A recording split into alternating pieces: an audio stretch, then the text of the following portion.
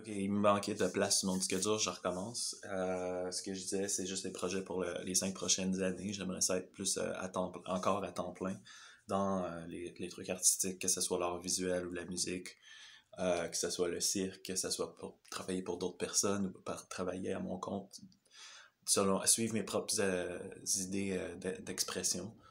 Euh, donc, cette année, je veux me focusser sur travailler à temps plein, 5 jours semaine, 8 heures à 10 heures par jour, à mes trucs artistiques, à mon entraînement, mon workout, puis mes tâches, ma cuisine ici, puis bon, avoir une vie équilibrée avec tout ça. Je veux pas courir après le monde parce que j'ai déjà fait ça dans la vingtaine, puis ça me tente pas. Je trouve que c'est une perte de temps. Donc, je vais focuser sur mon art, puis le monde, ils vont se présenter à moi. C'est eux qui vont venir me voir, c'est eux qui vont venir me chercher. Fait que c'est ça, je veux plus perdre mon temps à courir après du monde qui sont pas intéressés de me parler ou de me voir.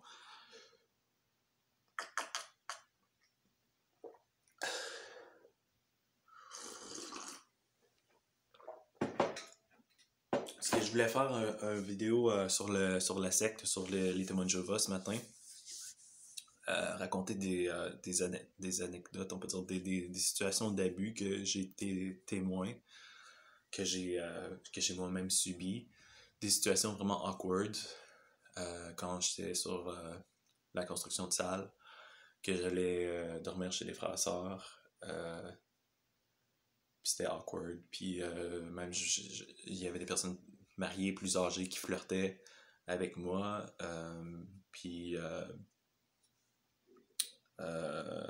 J'ai été. J'ai vu comme quand. Bon, ben, je vais juste vous dire l'anecdote. Je trouve que ça fait vraiment longtemps, donc ça fait pas. Comme j'ai vraiment pas envie d'en parler parce que on parle de quoi qui est arrivé quand j'avais 21 ans. Présentement, j'ai 35 ans, donc ça fait 12 13 ans de tout ça, puis j'ai comme passé à autre chose. Mais bon, il y a eu des. Juste pour vous dire, il y a eu des situations d'abus quand même. Que j'ai été témoin du bousculage, que ma blonde elle s'est fait tirer une bûche par son père, puis moi j'étais là. Puis dans ce temps-là, moi j'avais pas le droit de coucher avec ma blonde, il fallait que je reste dans le pick-up, dans le camion à la famille de ma blonde, puis eux autres, ils avaient leur lit, puis les quatre, ils couchaient dans le même lit. Ils couchaient dans le même lit. Moi, je couchais dans le char. Moi, j'étais le chum de ma blonde. Ma blonde couchait avec ses parents. Puis ma blonde avait comme 19 ans. Puis ses parents pitchent la bûche sur ma blonde après qu'on s'est comme collé, comme pour la punir. En tout cas, c'était vraiment... Puis moi, je savais pas comment, j'avais pas personne de ressources dans ce temps-là. Fait que, ça, tu vois le genre, là. Euh, fait que, bon, ça fait 12 ans, comme que je te dis, que je suis plus témoin de Jéhovah, que j'ai vécu toutes sortes de choses. Je suis plus vraiment là dans ma vie, excepté que c'est quand même la base, c'est où ce que j'ai grandi, c'est quand même, puis c'est où ce que mes parents sont, puis ma famille sont. Donc, euh, je peux, euh, j'aimerais ça vraiment vous partager aujourd'hui, parce que, attends, je vais prendre mon souffle. C'est quand même dur à partager, là.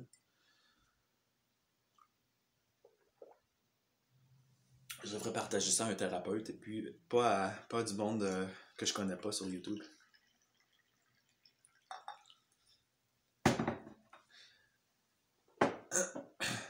Mais bon, ok.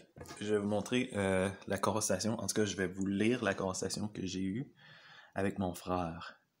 Parce que mon frère est sorti des témoins. Ça fait ça fait 2 ans, je pense. Puis depuis un bon moment, j'essayais toujours de communiquer avec lui. Euh, donc, je vais vous mettre la caméra devant l'écran. Là, lui, il dit, quand j'essaie quand j'essaie de communiquer avec lui, il est tout le temps occupé. Euh, Quand je l'invite à ma graduation, il dit félicitations, je ne peux pas être là par contre. Je serai en cours. Il est toujours occupé. Il y a tout le temps quelque chose de plus important à faire que de me parler ou d'assister au truc que je l'invite.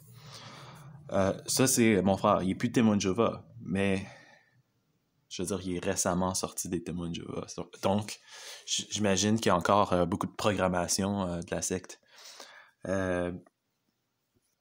Là, je m'en vais sur son Facebook, je clique sur like de toutes ses photos. Parce que, bon, il paraît bien sur ses photos. Il y a des photos de République dominicaine, d'autres pays avec. Il était posé avec du monde que je connais pas. Mais son look est super clean, super beau, puis il y a les accessoires, puis ses cheveux sont tendus, puis peignés, puis les lunettes, puis la barbe, puis tout est bien clean. Fait que moi, je suis comme, hey, je like ses photos. Je dis, you're looking good. Comme je le félicite de son look, parce que je trouve que son look est vraiment cool. Là, lui, il dit, tu peux-tu arrêter de spammer mon Facebook? C'est vraiment intense et obsessionnel. Je dis, ok, lol. Tu peux regarder mes photos sans commenter partout quand même. Je dis, tu fais une overdose d'amour? What? Ok, ça vaut la peine de regarder. À regarder. Je ne comprends pas. Je ne comprends pas non plus. Ok. J'ai dit, tu veux-tu parler sur la cam? Il dit non, je suis couché. Là, j'ai dit, ben, tu peux regarder sur mes posts. J'ai posté pendant 12 ans sur Facebook, moi. Ben, ça a l'air que oui, ça fait 1 heure que tu déterres des vieux posts de 2 ans et que tu laisses des commentaires. Donc, il critique que je like ses vieux posts. Je suis comme, ben, je vais juste pas les liker de bord. Moi, c'est comme un compliment que je fais quand je like. Là, il fait une face de même. Là, j'ai dit quoi, tu prends pas les compliments? Il dit, laisse faire, tu comprends pas. J'ai dit, c'est correct, je vais regarder juste tes photos récentes. Je regarderai pas tes photos mais du passé, mais c'est juste que ça m'intéressait de savoir où t'étais passé, parce que comme ça fait comme 12 ans que je l'ai pas vu, là, parce que lui il était tout le temps dans la secte.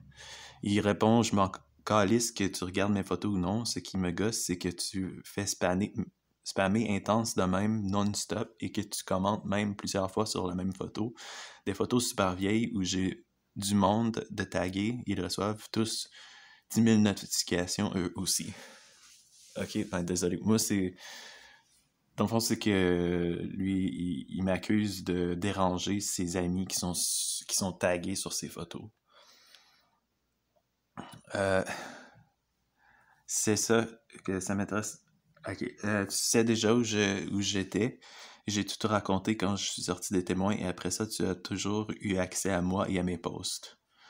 En fait, quand j'essaie d'y faire parler sur ses expériences, il m'a brièvement raconté son excommunication. Et puis, il refusait d'en parler par après.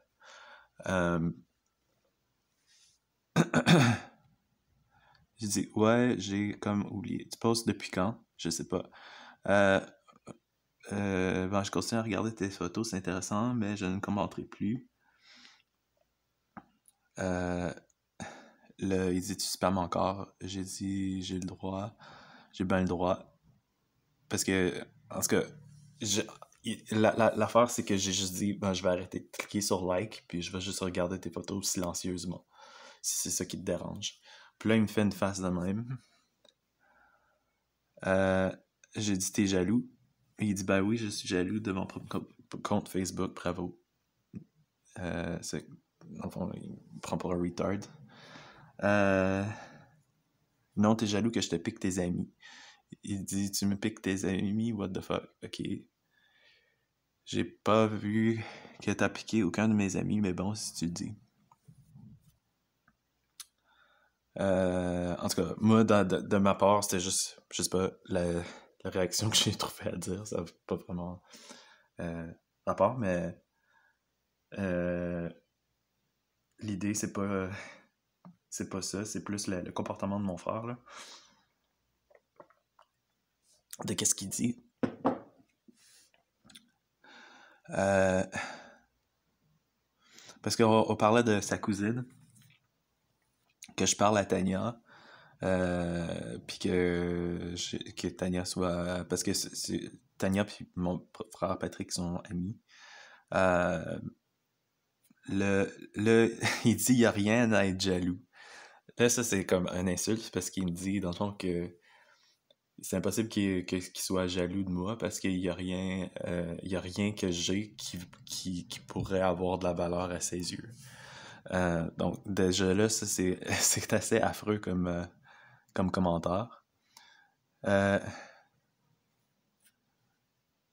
j'ai dit, c'est chiant, qu'est-ce que tu veux dire quoi? Et il dit, j'ai dit qu'il n'y a aucune raison à être jaloux, je comprends pas pourquoi tu penses que je suis jaloux. Euh, j'ai dit, ben, parce que t'as ton petit monde pis que tu veux pas que je m'en mêle. Mais de mon bord, je sais que la relation reprenne. Non, justement, je veux pas que tu te mêles de ce qui te regarde pas. Parce que j'essaie d'aller dans son monde, on peut dire, de connaître ses amis ou whatever, de se mêler de ce qui me regarde pas, en fait. Mais c'est que ce qui me regarde pas, c'est que, en fait, en tout cas, y a-t-il vraiment quelque chose à répondre là-dessus? Euh, je veux juste que tu te mêles pas de ce qui te regarde pas. Donc, il dit que sa vie me regarde pas. Et j'aime pas recevoir 10 millions de notifications de quelqu'un qui fouille dans mes anciennes photos et qui commente quasi toute la même sur chaque photo. Et ça te dérange pas juste moi, mais tous ceux qui sont tagged, ils répètent la même chose. Et eux reçoivent les notifications. Je suis comme, ok, ben whatever, je vais arrêter de cliquer des likes, je vais arrêter de liker.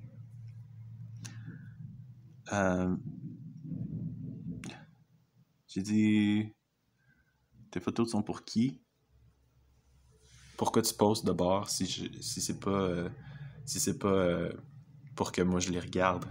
Si tu partages pas tes trucs à ta propre famille. Si j'ai des albums photos sur internet, c'est pour que vous sachiez où j'en suis. Là, il dit je suis écœuré de tes enfantillages et du drame et tout ça. La seule chose qui nous relie, c'est qu'on a les mêmes parents et même à ça, on les a même plus, nos parents, anyway. Alors, on n'a absolument rien qui nous relie. T'es pas le genre de personne que j'aurais dans ma vie si c'était pas par obligation familiale. Donc, il est pratiquement en train de me dire que je suis plus de la famille, et puis que je fais des enfantillages et du drame. Puis que on n'a même plus nos parents, parce que lui aussi il est coupé de ses parents. Donc, on n'a plus les parents qui nous relient. Donc, on n'a plus rien en commun, ce qu'il nous dit. J'ai dit, veux-tu bien me dire ce que je t'ai fait? Parce que, en fait, j'ai rien fait. Mes photos sont là sur Facebook, parce que j'ai demandé à qui, pourquoi il a mis des photos sur Facebook si c'est pas pour que je puisse les liker. Mais c'est pas pour me faire spammer. T'as pas l'air de comprendre comment Facebook fonctionne et t'as pas l'air de comprendre les bonnes manières en ligne. Ok. Ah, j'ai juste liké, là. Tu veux bien me dire ce que j'ai fait? Je suis juste écœuré de ta toxicité, c'est tout. J'ai dit, ben là, comment tu fais pour répondre à ça? Moi, j'ai répondu une affaire que j'aurais pas dû parce que comme je suis en train de prendre la responsabilité, je suis en train de me dire oui, j'ai déjà été toxique. Chose que je n'aurais pas dû dire, là. Je sais que tu es, je sais qui tu es, et je t'ai vu et parlé plusieurs fois dans les 2 dernières années. En fait, on s'est parlé on s'est vu brièvement, on s'est vu la journée de les funérailles à ma grand-mère. que je vais vous parler de plus tard. Puis il est venu me visiter comme pour 3 heures ici cette année. Je me base pas sur qui tu étais quand tu étais jeune, je me base sur qui tu es maintenant. Donc il me blâme personnellement ma personnalité pour aujourd'hui, qui je suis, mon identité. C'est ce qui lui dérange. Là, je dis, je ne suis pas toxique. J'ai pas à me forcer à être proche de toi si ça clique pas. Ça, c'est lui qui dit ça. Juste parce qu'on vient de la même famille, c'est pas une raison d'être proche de quelqu'un si on n'a aucune affinité. Encore, c'est ça. J'ai dit, je suis pas toxique. Moi, je trouve que oui. En tout cas, avec moi, tu es très toxique et j'aime pas ça du tout. J'ai dit, je peux pas avoir de conversation avec toi quand tu es comme ça. Moi, ça m'a pogné au cœur d'entendre ça de mon propre frère quand on s'est pas vu depuis trop longtemps. Puis j'essaie de j'essaie de de recréer un lien avec lui, puis c'est de même que ça se passe. Comme ça, c'est juste que je suis honnête. Il dit qu'il est honnête. C'est pour ça qu'il m'envoie chier. J'ai dit, alors t'as cru au mensonge que la secte a dit sur moi? Il dit nope, t'as vraiment pas compris. Je me base sur ma propre expérience avec toi. En tout cas, fait que c'était ça la conversation. J'ai dit, moi, je suis fier de qui je suis devenu.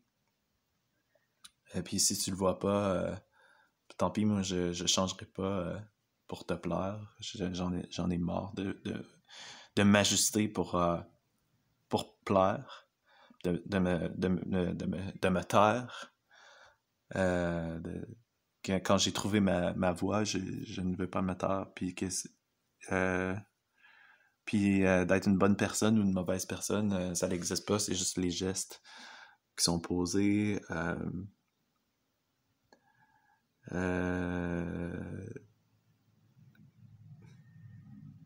Puis j'ai dit, je suis encore la même personne que quand j'étais jeune. Quand on était jeune. Donc, ça, c'est ma conversation avec mon frère de cette année, qui était quand même dur sur le système, parce que c'était des attaques personnelles. C'était juste comme la relation est brisée, puis il n'y a pas rien à faire avec ça. Puis comment est-ce que je lui fais des compliments ou j'essaie d'engager un lien avec lui. Il me dit que c'est pas à cause de la secte qui est devenu comme ça, que c'est ses propres opinions par rapport à qui je suis aujourd'hui.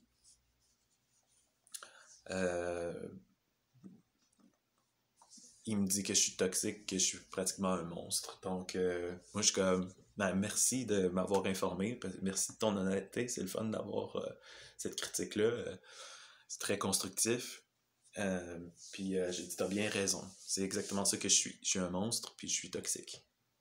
Fait que c'est un peu de même que ça s'est terminé. Euh,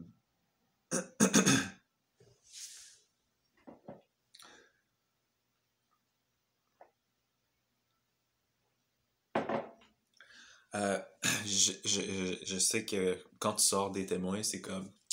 Ça doit être. En tout cas. Moi, comme. Il y a 2 ans, parce que je parlais des funérailles de ma grand-mère, il y a 2 ans, ma grand-mère est morte, est décédée. Puis, je l'ai su à la dernière minute. On m'a appelé sur le téléphone. Ma grand-mère était sur son lit de mort. Puis j'ai pas pu lui parler. J'ai pu lui parler par téléphone, mais elle ne pouvait pas répondre. C'est ce que mon père me disait. Puis j'ai dit, en tout cas, j'ai fait un speech comme quoi ma grand-mère elle reste vraiment présente dans ma vie à tous les jours. Puis plus que le temps passe, plus que je comprends ses enseignements. Puis je donne beaucoup de valeur au temps qu'on a passé ensemble, puis à ce qu'elle m'a montré, notre lien. Fait que je donne beaucoup de valeur notre relation, moi puis ma grand-mère. Puis j'ai dit on va se revoir.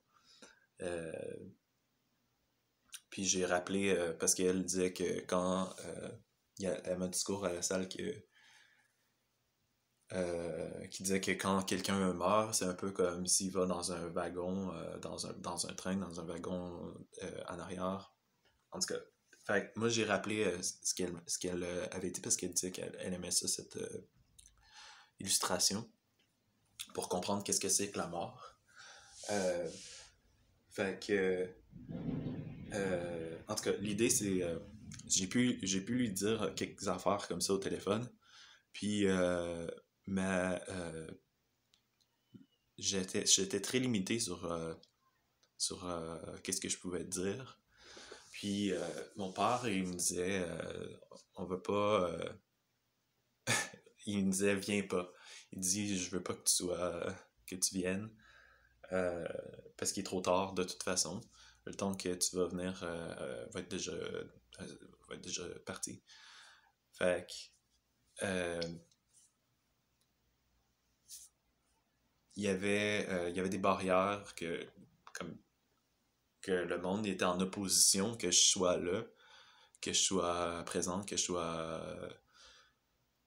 fasse partie du groupe euh, à son décès. Puis ça, c'était basé sur la Bible. C'est les enseignements basés sur la Bible. C'est ce qui justifiait, euh, c'est ce qui justifiait leur discipline.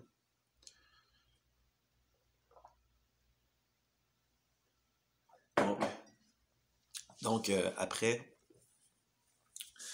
je pense 2 semaines après ou quelque chose, je pense que c'est le 1er février en 2018, 2019, 1er février 2019. Ça fait quand même pas si longtemps, 2 ans. Euh, je suis allé aux funérailles, j'ai pris un... Ben, en fait, mon père, il a payé, avec l'héritage, il a payé mon billet de bus pour aller aux funérailles. Fait que je suis allé en Beauce. Mon père m'a ramassé à Québec, à la gare centrale de Québec. Euh, il m'a emmené chez mes parents, chez la maison familiale. Puis j'ai parlé, euh, j'ai parlé genre 2 heures avec eux. Parce que, comme, pour leur dire le nouveau, normalement je m'assis sur la chaise, puis c'était juste, quand j'étais plus jeune, c'était juste une pratique normale que je m'assoyais sur la chaise berçante, puis je leur racontais le nouveau, je leur racontais qu'est-ce qui se passait, on me posait des questions. C'était juste, ça arrivait quasiment à chaque fin de semaine. Fait que, puis quand j'étais déprimé, ça arrivait à chaque jour. Fait que c'était un peu ça comme je me rassoyais dans cette chaise-là, puis j'essayais de leur montrer un peu où ce que j'en étais, puis d'exprimer mes opinions. J'essayais d'éviter un peu le sujet de la secte, euh, mais quand c'est arrivé, des fois, quand ça arrive sur le sujet, je vais exprimer. Je me barrais pas à m'ouvrir, puis d'être juste le plus authentique possible. Fait que mes parents, dans ce temps-là, ils m'ont juste dit, ben, tu peux pas rester à coucher ici, premièrement. Euh, Puis, on va t'amener chez ta tante. Puis la tante en question, c'est une tante, c'est quelqu'un qu'elle avait une mauvaise réputation. On l'a toujours dénigré. Mes parents l'ont toujours dénigré depuis mon enfance. Euh, Fait que c'est pas une bonne chose de se retrouver avec cette tante-là. C'était comme une débauchée, prostituée, genre. Fait que ils m'ont reconduit là, dans cette maison-là. Je sais pas. En tout cas, ma tante a été correcte avec moi, là. Mais mes parents, ils étaient comme. euh, Parce que moi, j'étais là pour ramasser mon stock au sous-sol, parce que c'est là ma chambre, c'est là que je restais. Je dormais là pendant quelques années, dans mon adolescence, là. ou jeune adulte. Puis j'ai encore du stock là. Fait que là, je ramassais mon stock. Puis c'était juste... Moi, j'essayais d'étirer le temps, puis de rester avec ma mère, puis d'y parler, puis de juste de rester là le plus longtemps possible. Puis d'essayer de juste rester là, puis jaser. Puis mon père, il arrive en bas, il descend les marches, il check l'heure, il dit non, tu peux pas rester ici, tu peux pas. Puis il était très très ferme, hein, sur le fait de euh, ton temps est compté. Puis il a la main sur la porte, puis il regarde la montre, puis il dit let's go, on y va.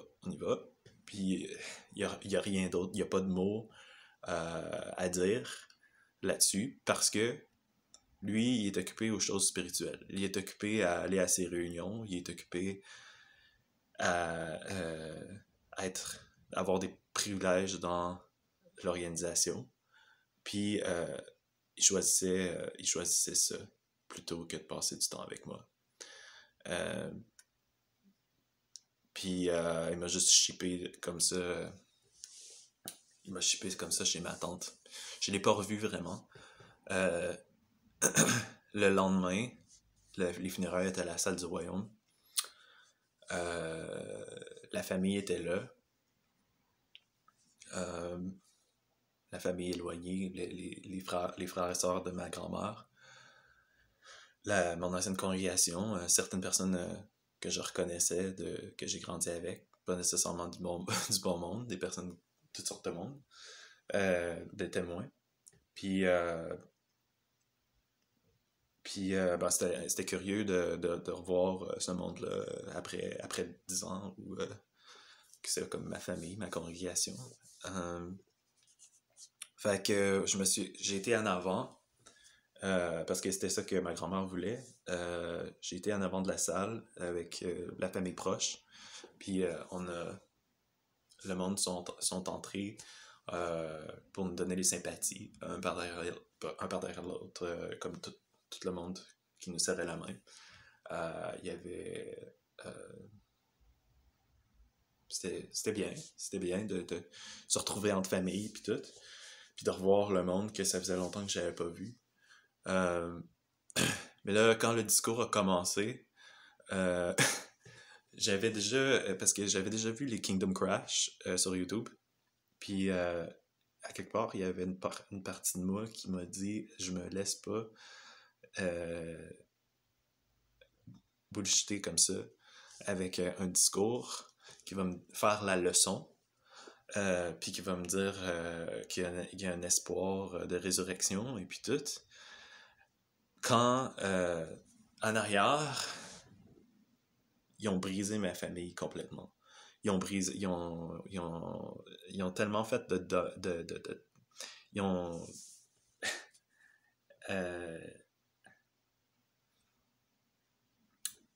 je voulais pas me faire mettre dans cette position-là. Donc, en plein milieu ou au début du discours, je me lève, je m'en vais en avant, puis je commence à crier devant la congrégation, devant la personne qui fait le discours, genre stop! J'ai dit c'est de la bullshit, ça. On m'a empêché de voir ma grand-mère pendant les 10 dernières années de sa vie. J'ai crié ça devant la salle, là, devant tout le monde qui était là. Fait que, après ça, comme, mon frère s'est levé, puis il a appuyé, il m'a donné son support. Il a dit c'est vrai ça, puis c'est pas correct. Puis il était de mon côté. Puis là, ils ont complètement, ils ont stoppé la cérémonie. Puis le monde était frustré après moi. Ma tante était frustrée après moi. Elle était comme, ma grand-mère a pas eu ses funérailles. Fait que je savais pas que si j'avais fait une bonne chose de faire ça. Je sais toujours pas aujourd'hui si c'était une bonne chose.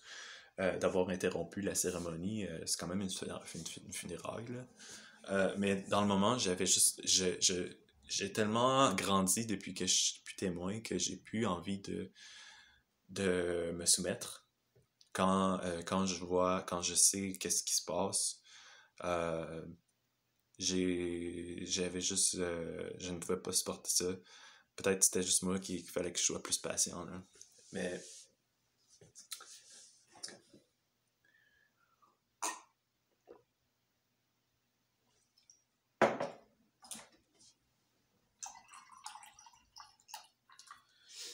fait que c'était bien de voir que mon petit frère était de mon côté.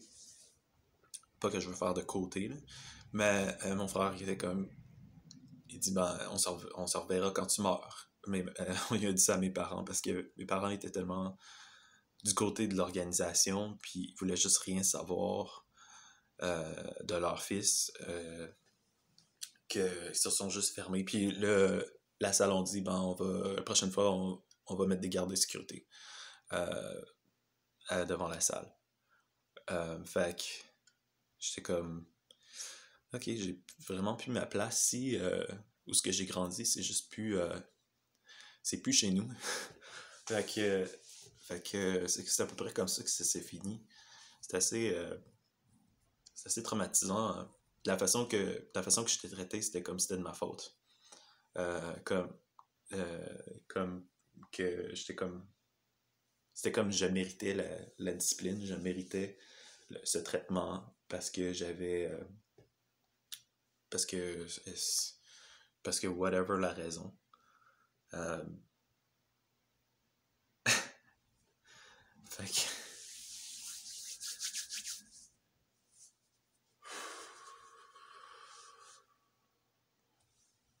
fait que je vous ai raconté qu'est-ce que la meilleure façon que je peux les événements qui se sont passés dans les dernières années en lien avec les témoins de Jéhovah. Euh,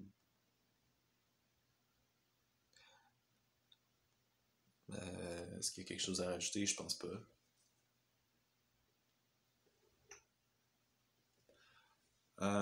Donc, c'est ça. Je vais vous laisser avec ça. Puis, je vous souhaite une belle journée. Puis